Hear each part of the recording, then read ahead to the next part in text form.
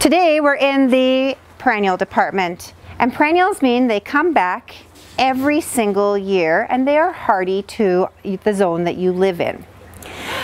By utilizing perennials in your flower garden, not only do they take up the space in the ground and they get larger each year, so they may start off as a small little 1-gallon container. It doesn't mean that they won't end up into a nice big clump if you don't divide it, but they also provide you that nice good color context. If you look at the leaves of this one, this is a Ligularia, it has a dark leaf on the back of it, so when the leaf flips over in the wind, you get good color texture. Perennials do a lot of things. They attract wildlife to your yard, such as bees and unfortunately rabbits and deer as well, I'm sure. But they also cool your yard because they are always in the moment of growth in.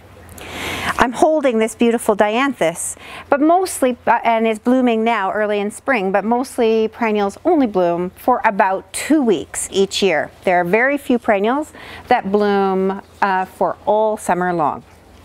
Herbaceous perennials start from the ground up and grow every year from the beginning, right from the bottom. Unlike shrubs that leaf out at the last growing point or the tips, herbaceous perennials die to the ground, need to be cut right down, and then they start growing again. And most people cut them down in the spring. You can make multiple plants after a few seasons with one plant. So this beautiful Dianthus is a prime example that you could actually probably cut this in half and have 2 plants after about 2 or 3 growing seasons. Everybody has their favorites. My personal favorite are peonies, and they are beautiful. We have one blooming here right now, and it's called PECHER. It's been blooming for a little bit, but it's protected in our nice greenhouse.